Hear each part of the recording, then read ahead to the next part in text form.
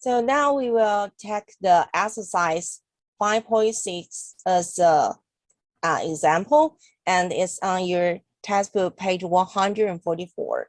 Yeah, we will do the for loop by yourself. Assuming the input value is 2, 3, 4, 5, 0, one number per line, What is output result of the following code? Yeah, first the number is 0, the sum is 0, then we use the simple for loop for count in range 5, right? And we ask the user to enter the integer and transfer into the value and sum up. Yeah, make the number sum up to the sum and print the sum and the count. The reason we print the count is we want to know what is the count finally, the value. Yeah, okay. So the result have to be sum is 14 and the count is 4. So we have to enter this value. So we will do it now. Demonstration. Yep. Okay, use the script model, right? Okay, we have the number. Okay. So we want the number to be 0 and the sum to be 0. Yeah, should be count. Yeah. So for count, sorry, I forget it. Number is 0. Number is what you want to input. Okay, number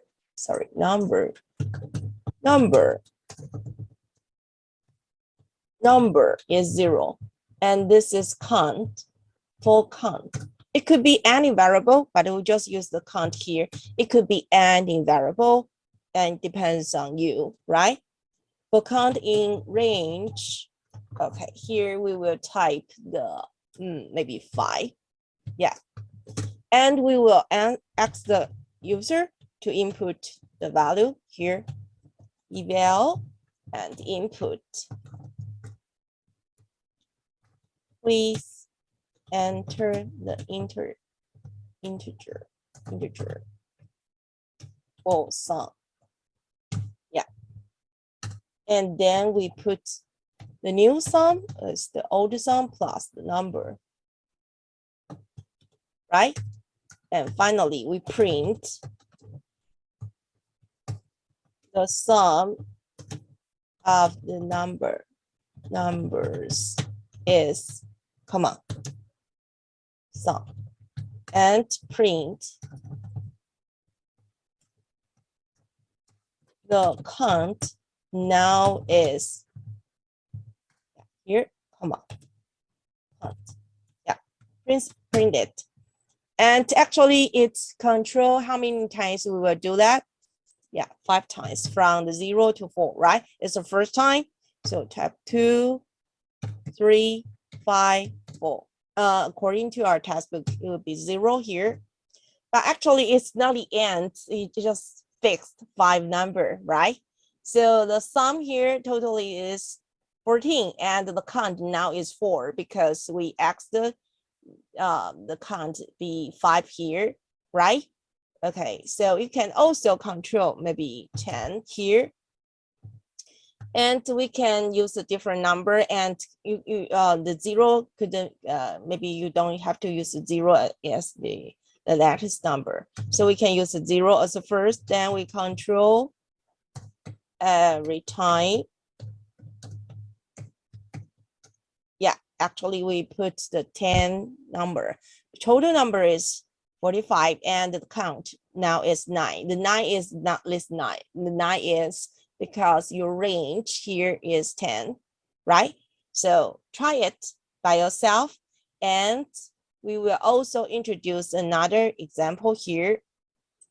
Yeah, another example here is, this part is very important. I hope you have already practiced what I say, but an exercise 5.8, you have to have the triple stars here because it's very important, because it will appear in the, your test or your exam, midterm exam, or yeah. because this concept is very important. That is, what is that?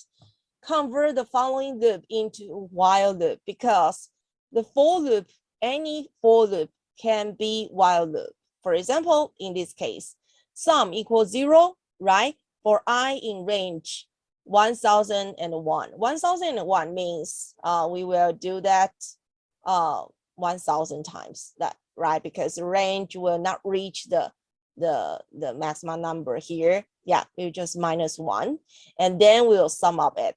Yeah, it's for 4, right? Yeah, I think it is very easy. We just do it right now.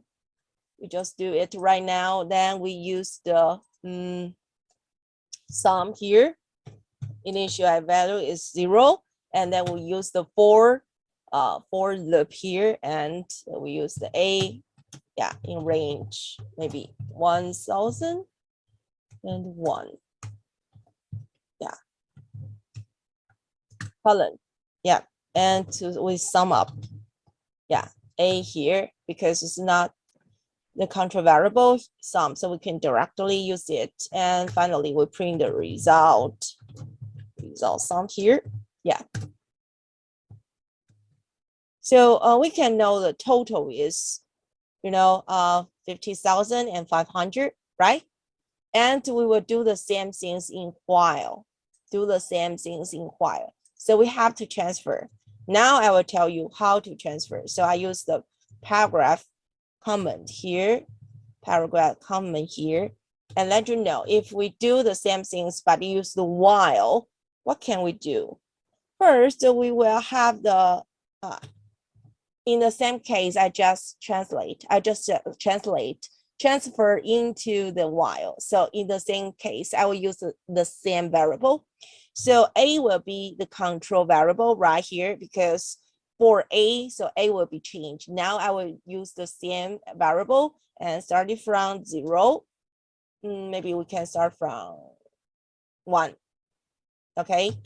And then we do the while A smaller than 1001. Yeah. Then we do the following things. Sum plus equal A, right?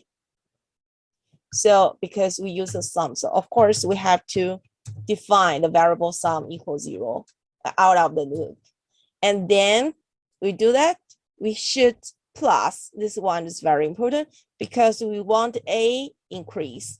And A here, we can't use A plus 1 because A here is a control variable. Control variable cannot use the argument operator here. That's we talked about previous courses. So we can use it. We have to use this. But for sum, because sum is not control variable here, so it can be argument operator, means you can directly shorten it, right? So finally, we print it. The sum. So try. The result will totally the same, right? But we can compare. What's the difference? Is for 4, you can directly use how many times you want to do, and you do not have to write the control variable. And without control variable, so for loop, it can be the infinited loop. It always finite. So it's very safe if you know how many times you want to execute. But if you don't know how many times you have to do, so you can use the while. So we can use the while to formulate what is for loop, right? But for loop cannot formulate the while sometimes, for if you don't know how many times the users will do that.